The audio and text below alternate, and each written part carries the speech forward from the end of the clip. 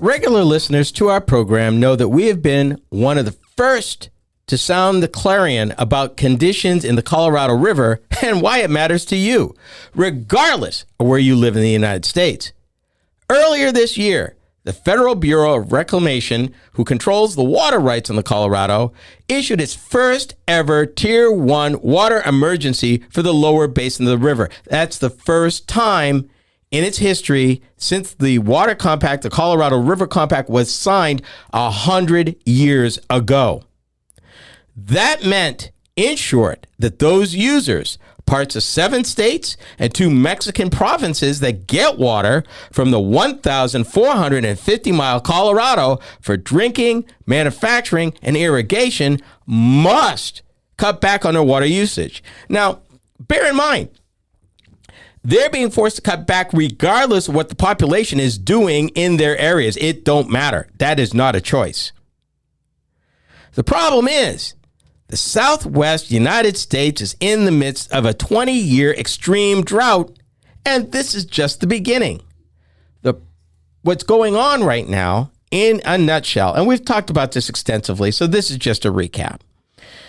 The snow cap that falls in the Front Range near the headwaters of the river, that's supposed to drain into the tributaries, work its way into the rivers to create the dams in the upper basin, and make that water available to flow down. It's so dry that 1, you're not getting the precip you need or the snowpack you need. 2, of the snowpack and the rain that you are getting, the ground's so dry that the ground is basically swallowing up the moisture before it can even get into the watershed. That's what's happening in real time right now. Why does it matter? Other than irrigating crops, and we're going to get back to that in a moment, there are 2 hydroelectric dams on the river at Lake Mead and Lake Powell that generate electricity for much of the West and Southwest. If these lakes get to what they call dead pool, that is, the water level in the lake drops to a point where the water can no longer flow, it means that the hydroelectric dams cannot generate electricity.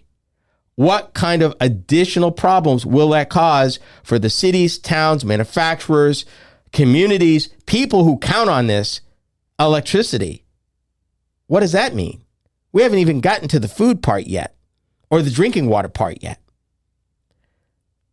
The Colorado Compact, when it was signed, was almost doomed to fail because when it was signed in the early 1920s, they were already promising more water than the river could deliver at that time.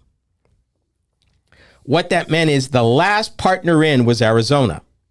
And in any agreement, Arizona is regarded as the junior partner. What does that mean?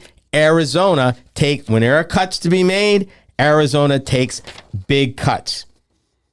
Now, what does that mean now? Officials recently said that Lake Mead, east of Las Vegas, would operate in its first ever level 2A shortage condition. They've already moved past Tier 1, folks. California hasn't been impacted yet, but the next wave, when they hit full Tier 2 in the lower basin, and help us if they hit any emergency in the upper basin, it's over. This condition triggered previously agreed on reductions in water use in Arizona, Nevada, and Mexico. At level 2A, California does not take cuts yet. Arizona being the junior partner, their cut means that they're going to roll back 1/5 of their annual apportionment. They're going to lose 21% of the water that they got last year from the Colorado River. 21% of what they get right now. Officials in Arizona have already said to the cities and towns, namely Tucson, Phoenix, and Flagstaff, that you will not suffer. So who's taking the brunt of these cuts? The farmers who need that irrigation water. And in some counties, they're being completely shut off to no water in Arizona. Now, what does that mean to you living somewhere else in the United States of America? Where do you think your crops are coming from? They're not all coming from California. They're not all coming from Texas and Florida. a lot of what you get comes from central Arizona, particularly in the winter.